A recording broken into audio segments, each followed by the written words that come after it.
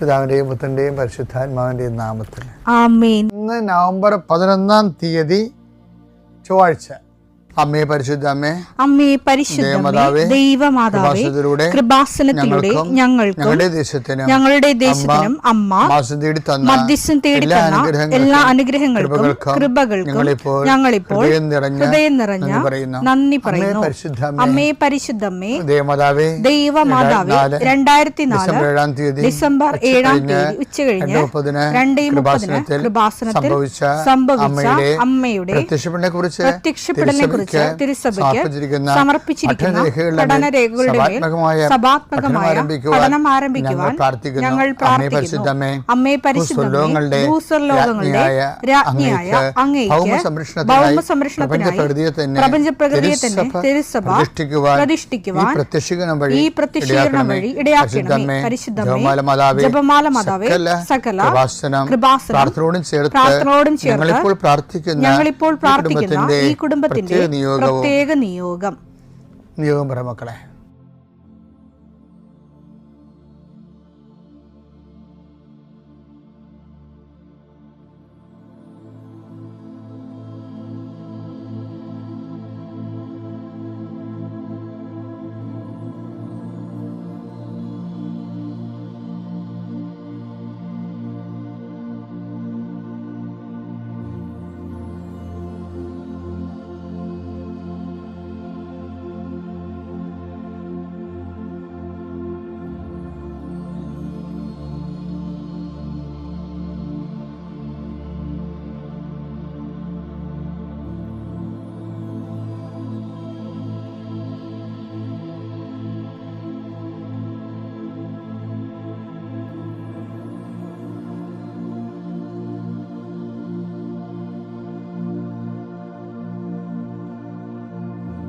അമ്മയുടെ പ്രത്യക്ഷീകരണത്തിന്റെ ഈ അനുഗ്രഹവേളയിൽ ഞങ്ങൾക്ക് സാധിച്ചു തരുവാൻ കനിയണമേ. ആമേൻ. വിശ്വാസ പ്രമാണം.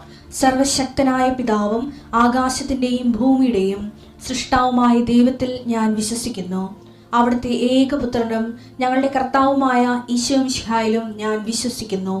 ഈ പുത്രൻ പരിശുദ്ധാത്മാവിനാൽ ഗർഭസ്ഥനായി കന്യകാമറിയത്തിൽ നിന്ന് പിറന്ന് പൊന്തിയോസ് പീലാത്തോസിന്റെ കാലത്ത് പീഡകൾ സഹിച്ച് കുരിശിൽ തറയ്ക്കപ്പെട്ട് മരിച്ച് അടക്കപ്പെട്ട് പാതാളങ്ങളിൽ ഇറങ്ങി മരിച്ചവരുടെ ഇടയിൽ നിന്ന് 3-ാം നാൾ ഉയർത്ത് സ്വർഗത്തിലേക്ക് എഴുന്നള്ളി സർവശക്തിയുള്ള പിതാവായ ദൈവത്തിന്റെ വലതുഭാഗത്തിരിക്കുന്നു. അവിടെ നിന്ന് ജീവിക്കുന്നവരെയും മരിച്ചവരെയും വിധിക്കുവാൻ വരുമെന്നും ഞാൻ വിശ്വസിക്കുന്നു. പരിശുദ്ധാത്മാവിലും ഞാൻ വിശ്വസിക്കുന്നു. വിശുദ്ധ കത്തോലിക്കാ സഭയിലും പുണ്യവാന്മാരുടെ ഐക്യത്തിലും പാപങ്ങളുടെ മോചനത്തിലും ശരീരത്തിന്റെ ഉയർപ്പിലും നിത്യമായ ജീവിതത്തിലും ഞാൻ വിശ്വസിക്കുന്നു. ആമേൻ. സ്വർഗ്ഗസ്ഥനായ ഞങ്ങളുടെ പിതാവേ, അങ്ങയുടെ നാമം പൂജിതമാകണമേ. അങ്ങയുടെ രാജ്യം വരണമേ. അങ്ങയുടെ തിരുമനസ് സ്വർഗത്തിലെ പോലെ ഭൂമിയിലും ആകണമേ.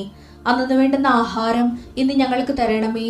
ഞങ്ങളോട് തെറ്റ് ചെയ്യുന്നവരോട് ഞങ്ങൾ ക്ഷമിക്കുന്നത് പോലെ ഞങ്ങളുടെ തെറ്റുകൾ ഞങ്ങളോടും ക്ഷമിക്കണമേ. ഞങ്ങളെ പ്രലോഭനത്തിൽ ഉൾപ്പെടുത്തരുതേ, തിന്മയിൽ ഞങ്ങൾ രക്ഷിക്കണമേ. ആമേൻ. നന്മ നിറഞ്ഞ മറിയമേ, സ്വസ്തി. കർത്താവ് അങ്ങയുടെ കൂടെ സ്ത്രീകളിൽ അങ്ങ് അനുഗ്രഹിക്കപ്പെട്ടവളാകുന്നു. അങ്ങയുടെ ഉദരത്തിൻ ഫലമായി ഈശോ അനുഗ്രഹിക്കപ്പെട്ടവനാകുന്നു. പരിശുദ്ധ മറിയമേ, തമ്പുരാന്റെ അമ്മേ, പാപികളായ ഞങ്ങൾക്ക് വേണ്ടി ഇപ്പോഴും ഞങ്ങളുടെ മരണസമയത്തും തമ്പുരാനോട് അപേക്ഷിക്കണമേ. ആമേൻ. കർത്താവേ, നിന്റെ ഉന്നതമായ നാമത്തിന് സ്തോത്രം ചെയ്യുന്നു. കർത്താവേ, നിന്റെ വിശുദ്ധ പൗരോഹിത്യത്തെ മഹത്വപ്പെടുത്തണമേ. കർത്താവേ, സഭയിലുള്ള സാന്നിധ്യം പ്രകടമാക്കണമേ. 39 വർഷം ഞാൻ അർപ്പിച്ച കൃപാന്റെ യുഗതിയാൽ കൃപാസ്ഥാനത്താറെ ജീവനോടെ പ്രത്യക്ഷപ്പെട്ട പരിശുദ്ധ അമ്മയുടെ മാധ്യസ്ഥത്താൽ പിതാവിൻ്റെയും പുത്രൻ്റെയും പരിശുദ്ധാത്മാവിൻ്റെ നാമത്തിൽ ഞാൻ നിങ്ങളെ ആശീർവദിക്കുന്നു. ഇന്നത്തെ ദിവസം സമർപ്പിച്ച് പ്രാർത്ഥിക്കുക. കണ്ടുമുട്ടാൻ പോകുന്ന വ്യക്തികളെ മനസ്സിൽ കാണുക. ചെയ്യാൻ പോകുന്ന കാര്യങ്ങളെ മനസ്സിൽ കാണുക. ആരുടെയെങ്കിലും തരത്തിലുള്ള നീരസമോ സങ്കടമോ അല്ലെങ്കിൽ ആരെങ്കിലും ഒരു ഭയമോ എന്തെങ്കിലും വിഷയങ്ങളുണ്ടെങ്കിൽ ആ മേഖലകളിലെല്ലാം പരിശുദ്ധമ്മ തൻ്റെ നീല മേലങ്കിയാൽ അങ്ങയുടെ മക്കളെ പൊതിഞ്ഞ് പിടിക്കട്ടെ എന്ന് പ്രാർത്ഥിക്കുന്ന ഇന്നത്തെ എല്ലാ ഉത്തരവാദിത്തം നിറവേറ്റിക്കൊണ്ട് നിങ്ങൾ രാത്രി തിരിച്ചു വരുമ്പോഴേ സമാധാനം നിങ്ങളുടെ ഹൃദയത്തിൽ ഉണ്ടാകാൻ ഇടയാക്കട്ടെ എന്ന് പ്രാർത്ഥിക്കുന്നു. നിത്യം പിതാവും പുത്രനും പരിശുദ്ധാത്മാശ്രയിക്കുവാമേ. ആമേൻ. ഇന്നലെ നമ്മൾ റിവിഷൻ ഓഫ് ഫെയ്ത്താണ് കണ്ടത്. ബ്ലാക്ക് ഔട്ട് കാലങ്ങളിൽ, വിശ്വാസത്തിന് ഇരുണ്ട രാത്രികളിൽ വിശ്വാസത്തെ റിപ്പയർ ചെയ്യാൻ വേണ്ടി ചെയ്യുന്ന ഒരു ടെക്നിക്കാണത്. എന്താണ്? Recall the past. അതാണ് നമ്മൾ ഇന്നലെ കണ്ടത്. ഇന്ന് നമ്മൾ കാണാൻ പോണത്, അതിനെ നമ്മൾ വിളിച്ചത് റിവിഷൻ ഓഫ് ഫെയ്ത്ത് എന്നാണ്. അതായത് പഴയ കാലങ്ങളിലുള്ള പാഠങ്ങളെ അനുസ്മരിക്കുക, അതാണ് റിവിഷൻ. ഇന്ന് നമ്മൾ കാണാൻ പോകുന്നത് റീവാലുവേഷൻ ഓഫ് ഫെയ്ത്താണ്. റീവാലുവേഷനാണ് ശരിക്കും പറഞ്ഞാൽ പുനർനിർണയം. അപ്പോൾ ഈ റീവാലുവേഷൻ ഓഫ് ഫെയ്ത്തിൽ വരണത്, ഇപ്പോൾ വാലുവേഷൻ എന്താണെന്ന് നമുക്കറിയാമല്ലോ. നമ്മൾ പരീക്ഷയിൽ തോറ്റിട്ടുണ്ടെങ്കിൽ, അല്ലെങ്കിൽ ബ്രിമ്മ് ഇപ്പോൾ കട്ട് ഓഫ് മാർക്ക് 60 വിചാരിച്ചോ, അപ്പോൾ ജയിക്കാനുള്ള മാർക്ക് 50 വിചാരിച്ചോ, അല്ലെങ്കിൽ കട്ട് ഓഫ് 50, ജയിക്കാനുള്ള മാർക്ക് 50 വിചാരിച്ചോ. അപ്പോൾ നമുക്ക് 49, 48 കിട്ടിയിട്ടുണ്ട്. അപ്പോൾ നമ്മളെന്ത് ചെയ്യും? ആൾക്കാരെ നേരിട്ട് ചോദിക്കും, അച്ഛാ റീവാലുവേഷന് കൊടുക്കേണ്ടതെന്ന് ചോദിക്കും. കാര്യം ബ്രിമ്മിലാണ് നിൽക്കണത്. ചിലപ്പോൾ കൊടുത്താൽ 2 മാർക്ക് 5 മാർക്ക് കിട്ടാൻ സാധ്യതയുണ്ട്. അപ്പോൾ വീണ്ടും പരീക്ഷ എഴുതണ്ടല്ലോ. അപ്പോൾ അതുകൊണ്ട് റീവാലുവേഷൻ കൊടുക്കേണ്ടത്. ഇതുപോലെ ഒരു പ്രതിഭാസം വിശ്വാസ ജീവിതത്തിലുണ്ട്. വിശ്വാസത്തിൻ്റെ പുനർമൂല്യനിർണയം.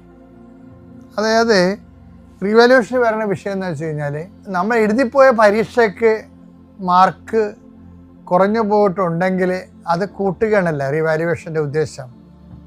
ഇത് നമുക്ക് ചെയ്യാൻ പറ്റുന്നൊരു സമയം എന്ന് പറയുന്നത്, ഇപ്പോൾ നമ്മൾ കഴിഞ്ഞ കാലങ്ങളിൽ നമ്മൾ ജീവിച്ചു വരുമ്പോൾ, ഇപ്പം നമുക്ക് ദൈവമായിട്ടുള്ള ഇടപെടലേ ഉണ്ടാകുന്നൊരു നേട്ടം എന്താണെന്നറിയാമോ? ഈ പാസ്റ്റ്, പ്രസൻറ്റ്, ഫ്യൂച്ചർ എന്നൊക്കെ പറഞ്ഞാൽ നമ്മൾക്ക് മാത്രമേ ആപ്ലിക്കബിൾ ഉള്ളൂ.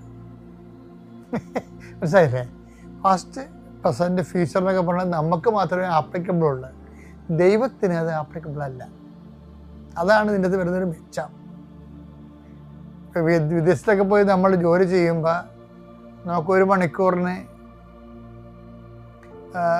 ചിലപ്പോഴും $10 വല്ലതൊക്കെ ആണെന്നുണ്ടെങ്കിൽ ആ ഡോളർ ഇവിടെ വരുമ്പോൾ 10,000 രൂപയായിട്ട് മാറും 1 മണിക്കൂറിന്. അത് മനസ്സിലായത്?